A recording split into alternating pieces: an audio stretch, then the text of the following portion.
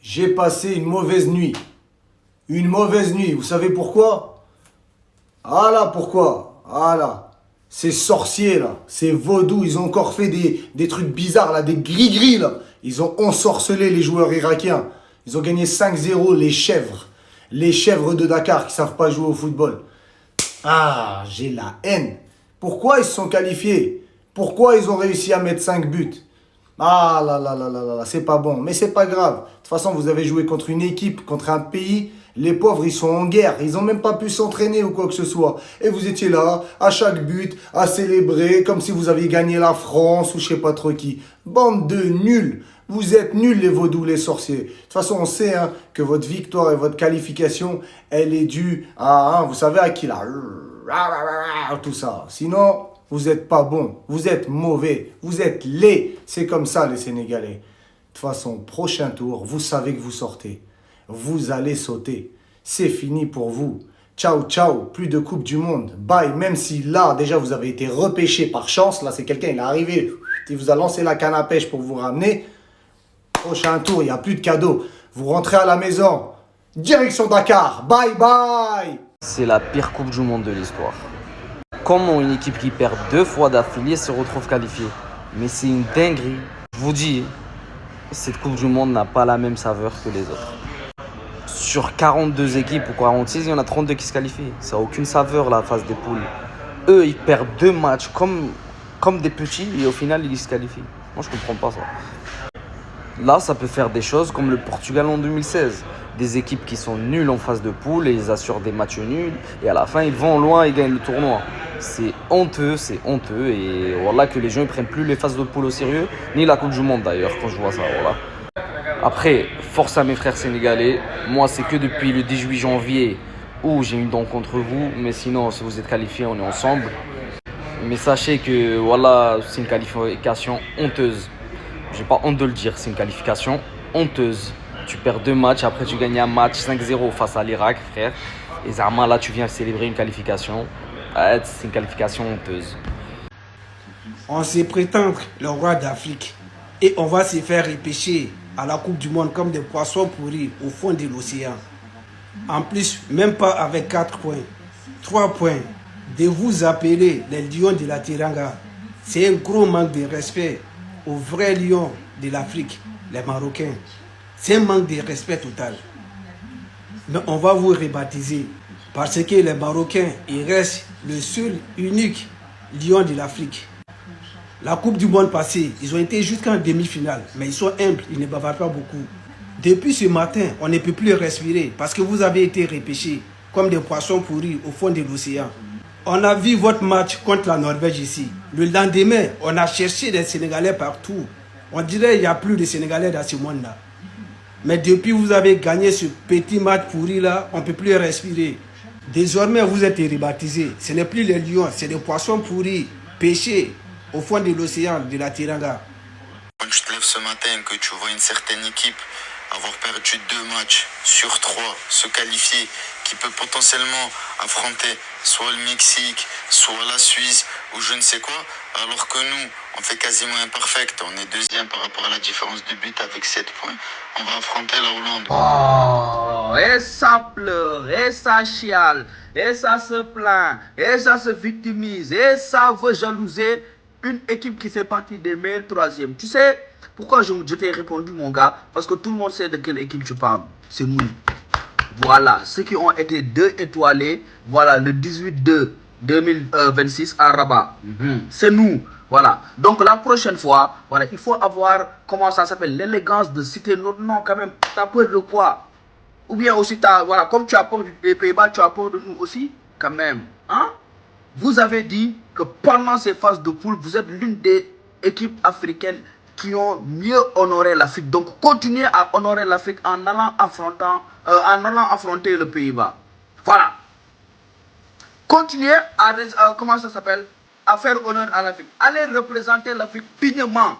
Voilà, vu qu'au lieu de venir à la Coupe du Monde, faire sa Coupe du Monde, tes compatriotes se bombent le torse en disant que c'est un concours de faire honneur à l'Afrique, voilà, et que le Sénégal a déshonoré l'Afrique. Donc arrêtez, ne venez pas nous calculer. Nous aussi, on affronte un premier de poule. Dans cette compétition, ce sont les meilleurs troisièmes qui ont été lésés parce que la plupart des meilleurs troisièmes vont affronter des premiers. Voilà. Les deuxièmes, il faut aller pleurer. Au lieu de dire pourquoi la Côte d'Ivoire affronte la Norvège, non, c'est les meilleurs troisièmes qui te truquent.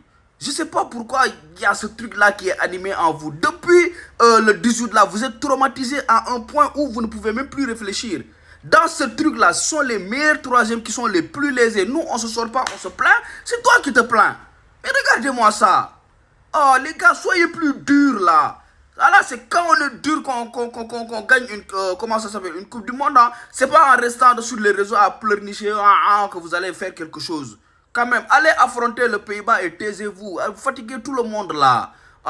Merci d'être resté jusqu'à la fin de la vidéo. Commentez, likez, partagez, republiez et salam. Ils avouent leur haine vis-à-vis du Sénégal et c'est déplorable. C'est déplorable parce que nous sommes tous des Africains. Et avouer à son frère que je te hais, accompagné des injures ou des mots vraiment pas catholiques, c'est très dangereux. C'est très dangereux parce que il y aura certainement ceux qui viendront en commentaire nous faire comprendre que non, c'est juste de la blague, c'est juste une manière de chambrer, c'est juste une manière de taquiner. Pourtant, l'individu en face, tu le dis cash et clair, je te hais, toi la chose là. Donc, il te chosifie, toi, l'être humain. Et toi, tu vas encore te mettre dans une posture de quelqu'un qui croit en quelconque chambrage que non. Là, ça devient sérieux. Ça devient sérieux et profond. Parce que, je l'ai dit, le vocabulaire, le langage, les mots ne sont pas appropriés. Les mots ne sont pas appropriés et adaptés. Parce que là, il ne s'agit plus du football. Ça va au-delà des attentes du football. Parce que ça joue vraiment sérieux quand ces gens prennent la parole. Ça joue sérieux et ça dit long. Ça dit long pourquoi l'épisode de la CAN 2025 n'est pas terminé. Beaucoup de gens gardent toujours en mémoire le Sénégal comme un pays rival. Un pays avec lequel il faut en découdre. Un pays qu'il faudrait certainement effacer de la carte du monde. Oui, ça c'est clair. Parce qu'on a suivi plusieurs interventions. Malheureusement, il y a des subsahariens qui se lancent dans ce jeu en estimant que les Marocains sont les vrais lions et l'unique lion de l'Afrique. Oui, parce que reconnaissons-le, nous avons le lion de la Teranga, nous avions le lion indomptable et nous avions le lion de l'Atlas qui est le Maroc. À 3 ou à se lever un matin, a dit le seul lion que le monde reconnaît, ou l'Afrique reconnaît, reste le lion de l'Atlas.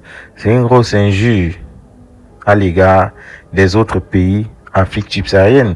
C'est un manque de considération parce que si vraiment c'est à ça qu'on devrait se livrer quand il s'agit de football, ça ne vaut plus la peine. Il vaudrait mieux installer le ring et donner la possibilité à ceux qui veulent se battre de se battre tout simplement parce que le football fédère les peuples. Le football, c'est un moment de partage.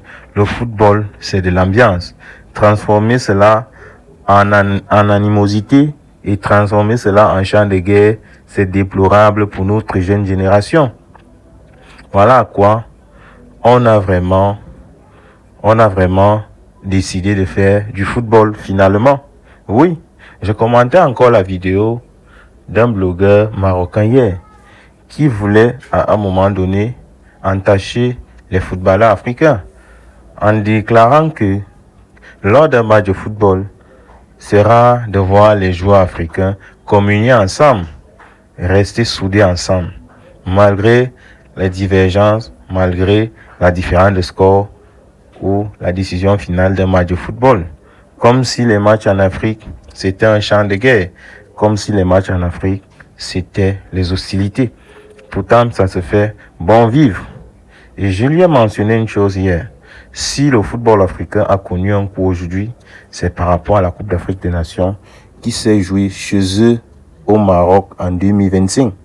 Oui, disons-le ainsi, si le football africain connaît ce qu'ils connaissent aujourd'hui, c'est par rapport à la Coupe d'Afrique qui s'est jouée chez eux. Et eux, en retour, ils ont envenimé la situation en se victimisant au niveau des réseaux. Et cela ne s'est pas arrêté. Ils ont porté le même comportement, les mêmes attitudes, ils ont ramené à la Coupe du Monde. Ils ont voulu faire du Sénégal, au début de cette Coupe du Monde, un moyen de chantage, en racontant des ragots et des choses qui ne tenaient pas la route.